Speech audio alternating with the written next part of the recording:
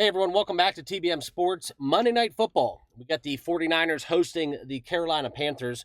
Had a great little Sunday, okay? Great Sunday in the NFL as we conclude the Week 12 action tonight. Want to break down a lot of props and sides that I do like for this game.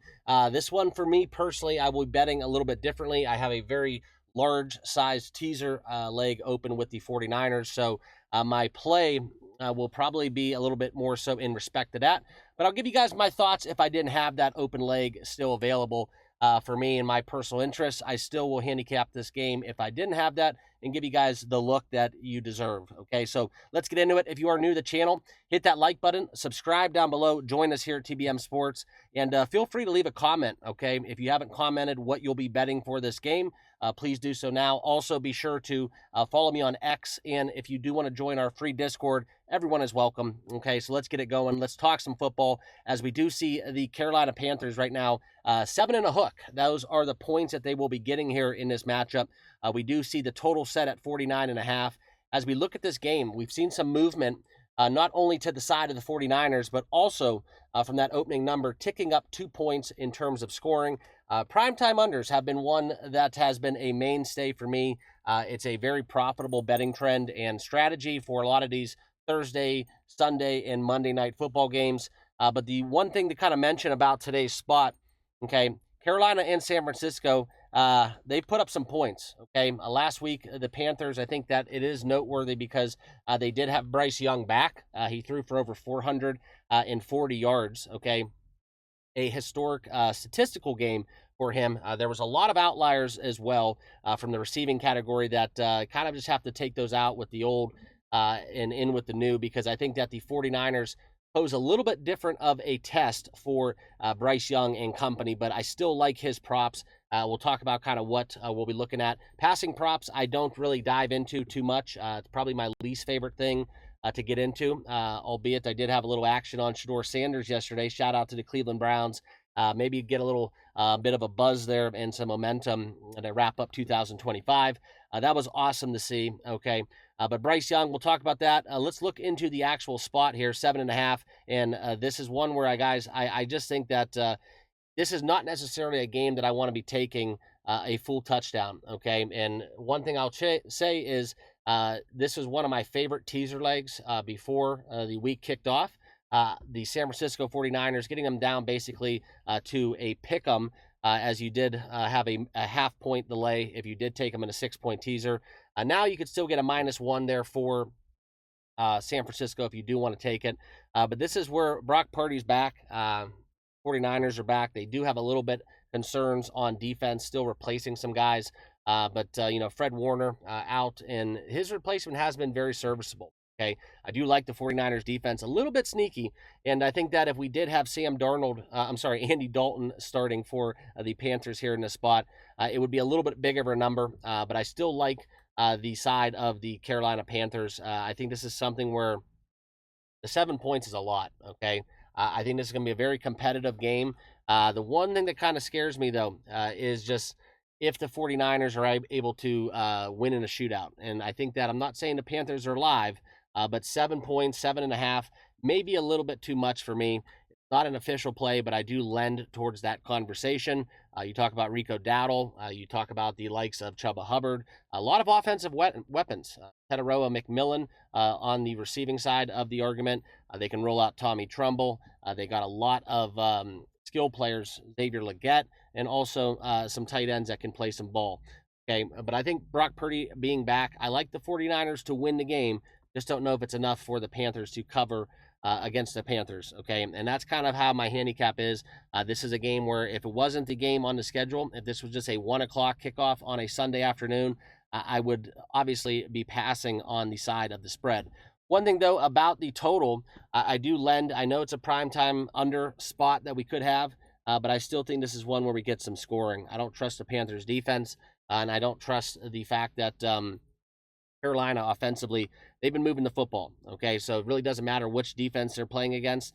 I know that you can look into the Andy Dalton numbers, right? 17-7, 16-13. But going back, I mean, this is a team that really failed to score points, okay? 13 against the Jets, 9 against the Bills, 16 against the Packers in a win, 7 against the Saints in a bad loss. But before that, the Panthers were playing some football, 30-27, 13 against New England, 30 against Atlanta, 22 against the Cardinals. So this is a team that can put up 20 points against the 49ers. I do expect the Niners to get close to 30 points, if not above 30-point threshold. So I do think that the 49ers-Panthers game will go over, okay? So let's talk some props. One guy in specific I want to mention, Tommy Tremble. Let's give the Notre Dame fans out there some love.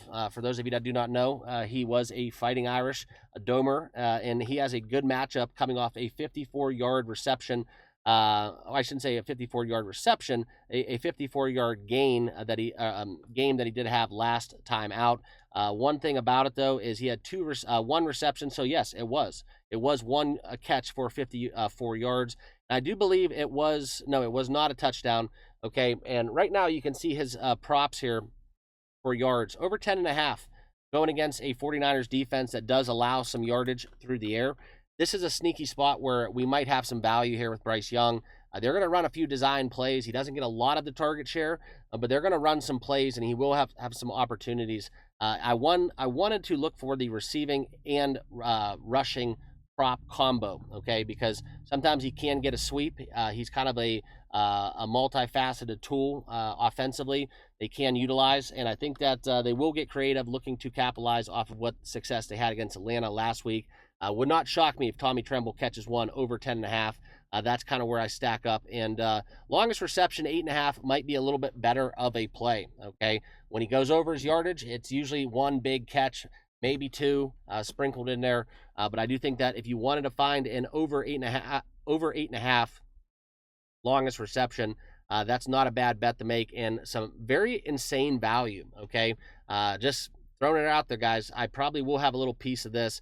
Over 29.5, maybe over 24.5 at plus 700. That could be my long shot of the day if Tommy Tremble catches one in space. He runs the ball like a wide receiver. He's kind of a hybrid tight end / receiver and does have the ability to run out of the backfield. So that's kind of my long shot play of the day. Tommy Tremble taking that longest reception over 24.5, okay? And if you wanted to find some alternate yardage, that's something where you could also dabble into that as well, where you could find if he has another 50-yard game, 49.5 over, pays a 6-to-1 price there, best number available at Hard Rock, okay? So that's my sleeper, my long shot play of the day, kind of getting that one out of the way. Let's talk Christian McCaffrey, one of the mainstays that you guys will be targeting in a prop, in the prop world with some propage. The touchdowns allowed by the Carolina defense, very significant to the running back position. He had 2 last week against Arizona, higher scoring game. I think that when we talk about the touchdowns, gets them both ways, receiving, rushing. I think that Christian McCaffrey, minus 275, though, something that I will not play. If you can find some angles to kind of work that into the mix, maybe 2 touchdowns, I'm not going to get involved, but that's something that I just wanted to kind of get out there. I do like him in terms of rushing and receiving, though, in this contest, okay? Rushing and receiving, the number is very, very high, 121.5. You look the last 2 weeks, failing to eclipse that. This is kind of where I expect him, though, to have a huge game. Not an official play, but I do lean Christian McCaffrey going over that 121.5, rushing and receiving, okay? That's kind of where I'm going to be at with that. If you wanted to look into the longest reception, the longest rush, I don't mind that a little bit, but the receptions over 5.5, not where I want to be. If you can find the over 4.5, that's a good parlay builder where he has cashed this basically in every single game out except for the game against Houston, which they undoubtedly have the #1 defense in the NFL. So keep that in mind if you do want to add that as a leg to a parlay. But the other game player I should note coming back into the action today, Ricky Pearsall, okay? He was coming off of an injury, and this is kind of where I look for a strong bounce back spot here. 39.5 going over. It's a defense that against the wide receiver position, not as much as you'd like to see, but this is a prime plus matchup for Ricky Pearsall. Schematically, it sets up for him to do well. 39.5, it won't be an official play per se, but I do like Ricky Pearsall going over 39.5 for his receiving yards. Next player out there, this is way too much value. George Kittle, I will have this as an official play. I'm taking him to score a touchdown. Plus 140 is the best number available. Like I said, guys, a very plus matchup going against Carolina. higher scoring game. They're going to run plays in the goal line for him. He's had five touchdowns in his last 6 games. Okay, a multi-touchdown performance last week against Arizona. Stay hot, George. We're taking you over pretty much in every stat possible: receptions, yards, and the bet that I will have official. This will be George Kittle plus 140 to score a touchdown. Okay.